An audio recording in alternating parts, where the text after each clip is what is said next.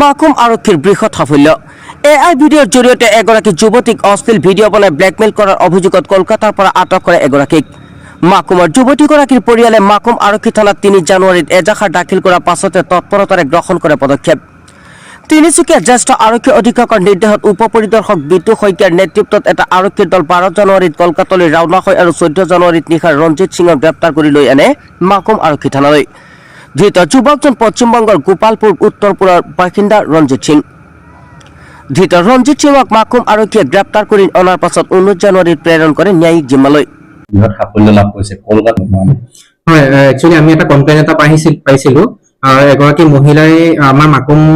থানাৰ অন্তৰ্গত নিবাসী এগৰাকীয়ে আমাৰ ওচৰত কমপ্লেইন দিছিলে যে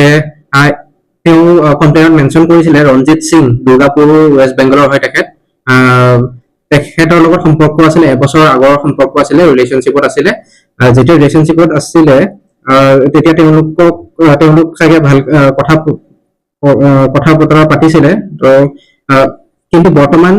তেওঁলোকৰ ব্ৰেকআপ হৈছিলে ব্ৰেকআপ হোৱাৰ পিছত ছোৱালীজনীৰ ঘৰৰ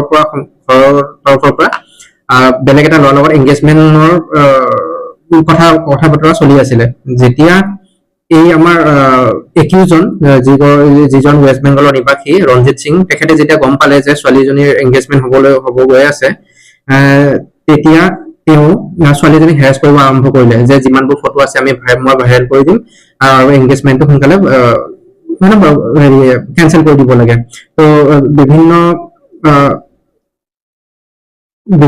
বিভিন্ন মাধ্যমত যেনেকুৱা হোৱাটছএপ তাৰপিছত স্নেপচেট ইনষ্টাগ্ৰাম এইবোৰত ফেক একাউণ্ট বনাই ফেক প্ৰফাইল বনাই ছোৱালীজনীৰ কিছুমান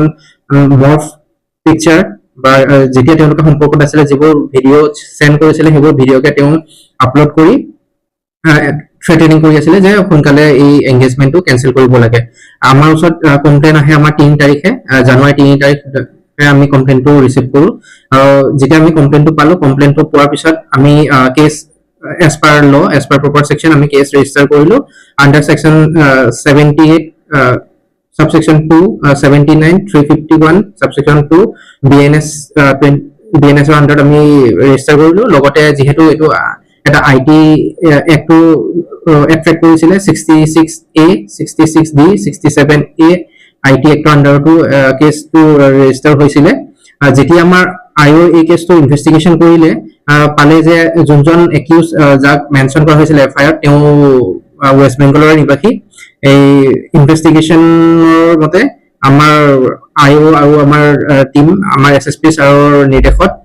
এটা টিম 12 তাৰিখে আমাৰ ইয়াৰ মাকুমৰ পৰা ৱেষ্ট বেংগললৈ ৰাওনা হয় তেওঁলোকে 14 তাৰিখে ৱেষ্ট বেংগলৰ কাকশী থানাত পশ্চিম বৰ্ধমান ডিষ্ট্ৰিক্টত তেওঁলোকে উপস্থিত হয় লোকেল পুলিচৰ সহায়ত আমাৰ যিজন একিউজ আছিলে ৰঞ্জিত সিং তেখেতক কৰেক্ট কৰি 14 তাৰিখে আমাৰ মাকুমলৈ লৈ আহি যিখিনি আমাৰ প্ৰপাৰ আমাৰ ৱে থাকে যে তেওঁ ফোনটো সিজ কৰা ফোনত কিবা পাইছে নেকি সেইটো আমাৰ ফৰেনচিকলৈ পঠোৱা হৈছে আৰু তেওঁ যোৱাকালি 19 তাৰিখে তেওঁক জুডিচিয়েল কাষ্টাডিলৈ ফৰৱাৰ্ড কৰা হৈছে এতিয়া যেহেতু আপুনি কোৱাৰ ধৰণৰ এতিয়া এআইৰ যুগ কিন্তু এআইৰ যুগ হলেও আমি সদায় সেই এআইটো এটা পজিটিভলি চাব লাগে আৰু ভাল কামত ব্যৱহাৰ কৰিব লাগে যদি তেনেকুৱা একো ধৰণৰ কেছ আমি যদি ৰিপৰ্ট পাওঁ আমি অবভিয়াছলি আমি কেছ ৰেজিষ্টাৰ কৰোঁ আমি তাৰ এগেইনষ্টত একশ্যন লওঁৱে এইটোতো তেনেকুৱাই হৈছিলে যে যেনেকৈ এফআইআৰ উল্লেখ কৰা হৈছিলে তেনেকুৱা মফ কৰা হ'ব পাৰে বুলি তো আমি তদন্ত কৰি আছো আৰু ভৱিষ্যতে যদি তেনেকুৱা যিকোনো ধৰণৰ সমস্যা দেখা যায় যদি কোনোবাই তেনেকুৱা অপব্যৱহাৰ কৰে আমি তাৰ এগেইনষ্টত ষ্ট্ৰিক্ট একশ্যন ল'বৰ কাৰণে আমি বাধ্য হ'ম